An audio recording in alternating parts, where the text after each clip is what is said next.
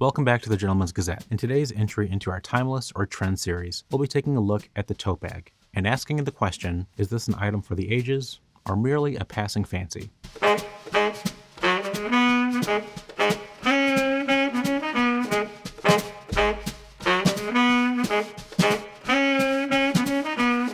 The tote bag is perhaps one of the simplest forms of a carrying tool. It has a simple body, which is closed on three sides. It is open at the top and has handles on opposite sides that makes it easy for you to carry in hand or over the shoulder. What's more, the etymology of the word tote can actually be traced back to about 1670. Here we see the word means to carry. So while it's already starting to sound like this form of bag has an interesting history to it, and there's no denying that in the modern day world, it's only recently been seen as a bag that's carried by men, which makes it a perfect candidate for the series. First, let's take a look at the history of the tote bag. During medieval times, it was common for both women and men to carry soft bags. They typically wore these over the shoulder so that the opening was accessible at hip level, sometimes with a flapped opening, sometimes without. Kind of like a cross between a messenger bag and a tote bag. Now, for the majority of people, these bags would have been made of sturdy and inexpensive cloth, but there were others who could afford to carry more expensive leather bags. And as is always the case, the very wealthy could afford to use bags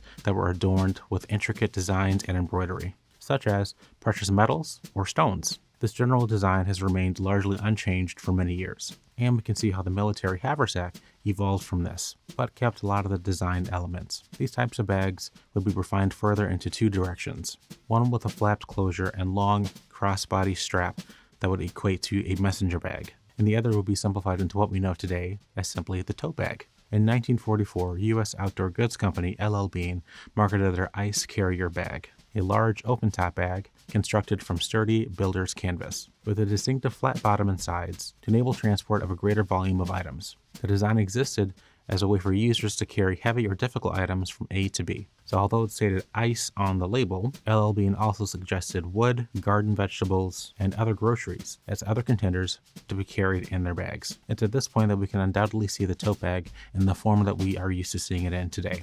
It's also worth pointing out at this point that the tote bag was purely a utilitarian item and hadn't made its way yet into the realms of fashion. Shortly after the introduction of the ice carrier, the company introduced a smaller version, this time with the everyday shopper in mind. This design, also featured from builder's canvas, featured shorter handles, and is particularly close to some of the designs that we see today for a modern tote bag. 20 years after the introduction of the ice carrier, L.L. Bean reinvented the bag as a way for people to easily pack things up for a day trip. This is where we see the introduction of the boat and tote bag, and the first time L.L. Bean incorporates considered styling elements, such as contrasting color straps in unisex red, blue, or green. Meanwhile, in the 60s, fashion designer Bonnie Cashin created her Cashin Carry Tote, this time out of leather instead of canvas, before designing for leather goods brand Coach, who still produced luxury leather tote bags inspired by Cashin's work. The 1980s was a big decade for the tote bag. Its utilitarian roots were still going strong, with the introduction of the iconic blue IKEA Fracta bag and cheaper cloth bags being used as a way of advertising,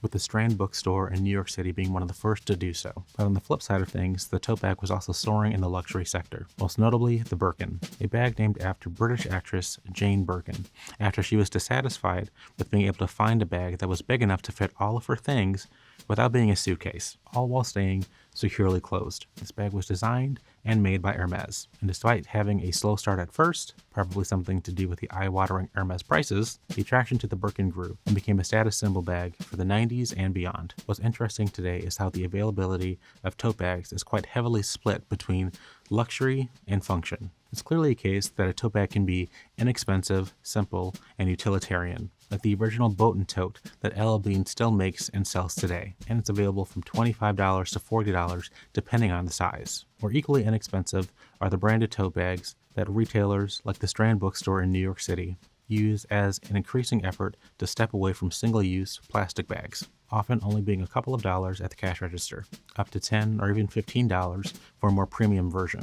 And I'm sure we've all experienced the 99-cent IKEA bag. All of these bags have function at the heart of their design, with no extracurricular additions. But the tote bag can also be a very expensive item, whether it's due to the inclusion of quality materials or the dedication of craftsmanship, such as you would see in a leather tote bag by luxury luggage designer Bennett Wench, or because the tote bag has been made by a high-end designer or label, like when Balenciaga had a original idea.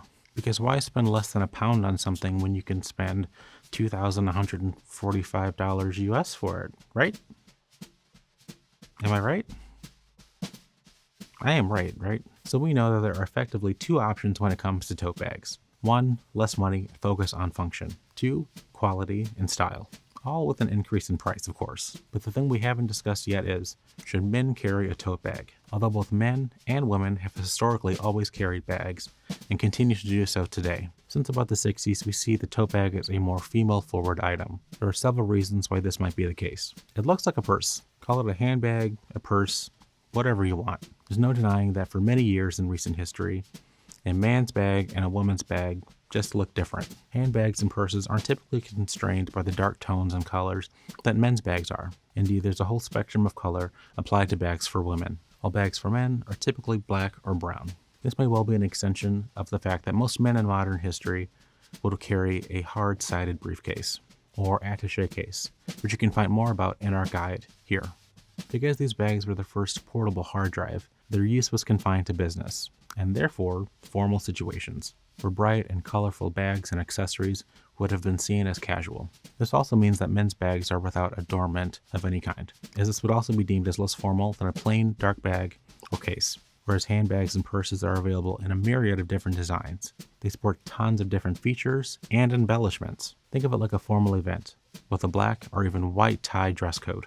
A man is expected to wear a dark suit, which is largely devoid of any distracting details, and a woman can wear a dress or gown of color with interesting designs and appliques. But if you stop to think about it for a second, although a coat and tails or tuxedo might seem a little bit plain, there is one thing that it has in spades: pockets. Yes, as the two-piece suit, or a variation of, has become the norm for menswear for many, many decades, women's clothing has been somewhat lacking when it comes to pockets, which not only means that carrying a bag has become quite essential for many women, it also means that many men haven't had to carry a bag with them due to the multitude of pockets found throughout a suit. It's as we've moved into the 21st century that the need to carry a bag has become more prevalent for men, as we carry more and more items that might not fit into a pocket or are otherwise too valuable to risk falling out of a pocket. There's also the consideration that as clothing has become more casual in the 21st century, fewer people are wearing suits regularly, therefore losing some of the pocket space they may have had. So with a reduced number of men wearing suits every day, men need an alternative to the super formal bags and cases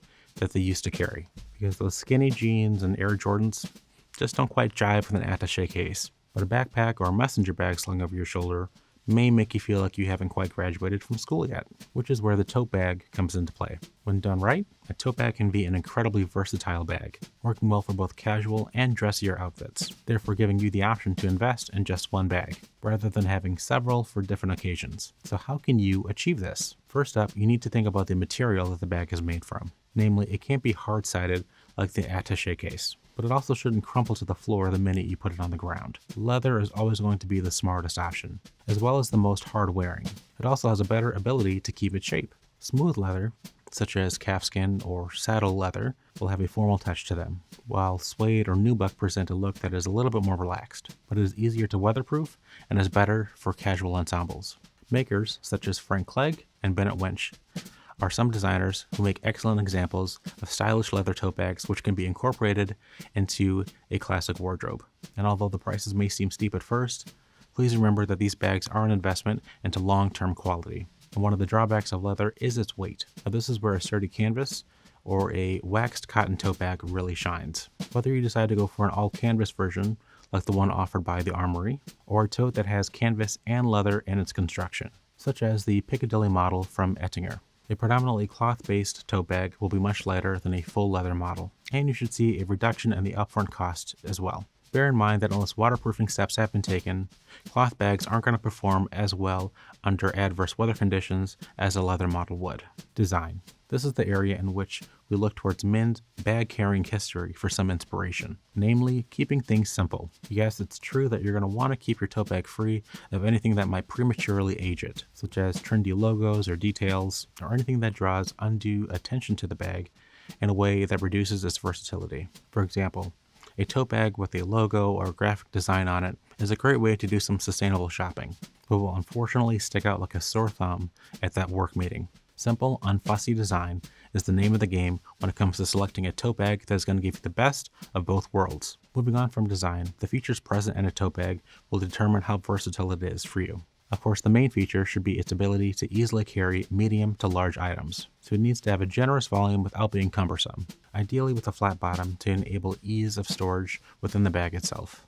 This is probably a good time to evaluate your needs, as we live in a world of a lot of personal technology. For example, some might get frustrated with constantly having to fully zip and fully unzip a specifically designed laptop bag, and it's so annoying to have to find a way to pack a cord or a charger inside of one of those slim cases. This is where a tote bag can really become useful, because you can store things away and set things up as you choose to. But of course, your needs may be different from others. If you find a tote bag with an interior pocket, this can be a great thing. Now, these are usually found on lined versions of tote bags, although it is possible to find internal pockets in unlined versions as well. An interior pocket is a great place for you to store those little things and keep them safe. Keys, headphones, charging cable, and the like. Ideally, this pocket will be zippered or feature some other closure method. But even if it remains open, the ability to separate large and small things within the bag will be welcome. A tote bag that closes at the top will provide extra security, not just from light fingers or a stumble sending all of your belongings to the ground, but security from the elements as well, as the biggest selling point of a tote bag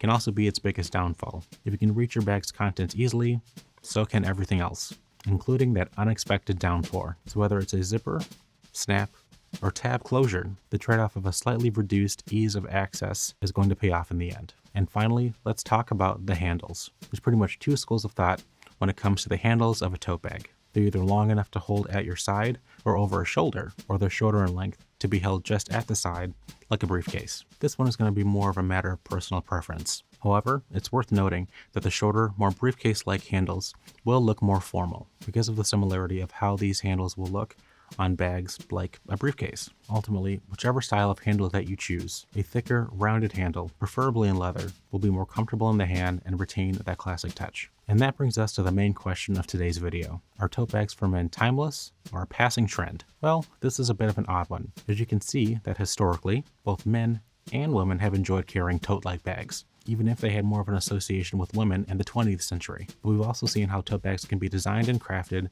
with the male user in mind, that will fit in with both contemporary and classic outfit choices, as a perfectly acceptable modern-day briefcase. So weighing up everything that we've explored today, I think it's safe to say that, while at the moment, due to the shorter length of time being carried by the modern man, they are a trend, with a strong possibility of becoming timeless. So tote bags will be an interesting one to watch over the coming years. And maybe we'll be looking back at this video to reevaluate our own premonitions. So today I'm wearing a blue and brown plaid unlined sport coat with patch pockets and mother and pearl inspired buttons. I have a tan wool turtleneck on underneath and a pair of green trousers, brown chukka boots, and Fort Belvedere socks. Check out the Fort Belvedere shop here for socks like these.